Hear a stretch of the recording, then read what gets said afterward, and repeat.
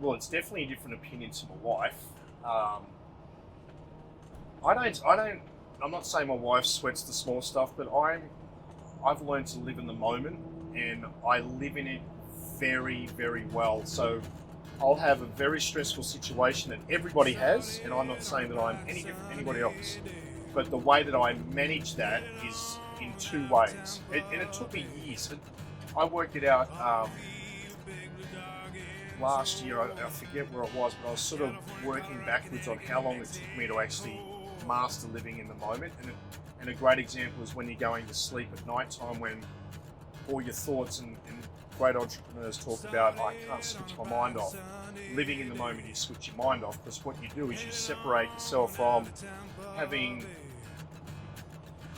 situations you have zero control over, no matter what you can do in that bed at that time. You can strategize it, that's a different conversation, but if you've got very stressful situations that you can do nothing about it right there in that moment when your head's on the pillow, then you shouldn't be thinking about it. Now, to switch that off is so challenging, because you've got to condition yourself over a period of time to be able to turn that off and be present and live in the moment. And you'll notice, spending more time with me around the kids and when I'm talking with people, I'm so engaged with them because I've chosen to live in that moment, to be present. And then when I'm out, when I'm driving along on my own, I'm thinking and working out strategies on stuff that needs to happen with the business. But if there's an issue that I have absolutely no control over, I put zero energy into it together. So being in the RV, and when things happen, if we've worked out how to fix it and we can't fix it for another 5 days, like this. And this is a great story. I don't know if you're going to end up keeping this or not, but this is a really good story. When that back slide out broke, which is where the two girls sleep, it's a double bunk, it's called a wardrobe. So the wardrobe goes out and our bedroom goes out. Now, I'm obviously a bigger guy, and I need both those sides out to move around freely in the back part of the bus. So when that slider that the kids sleeping in the double bunks broke, we ended up having to push it in because it wouldn't come in anymore until we would get it fixed.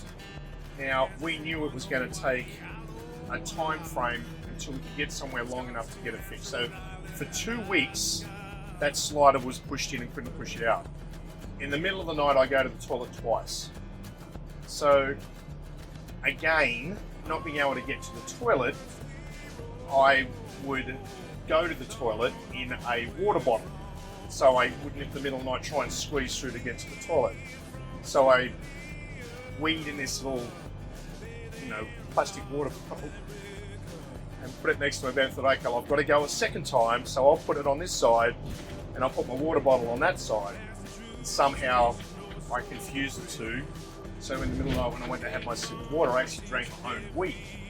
So sitting in the bus, knowing for 2 weeks, I had to live like that for 2 weeks, knowing that if I had have thought about that I've got to go through this every night, I would have gone crazy. So I completely put that out of my mind, realised that it's going to get fixed in 2 weeks, but between now and then I have no control over it.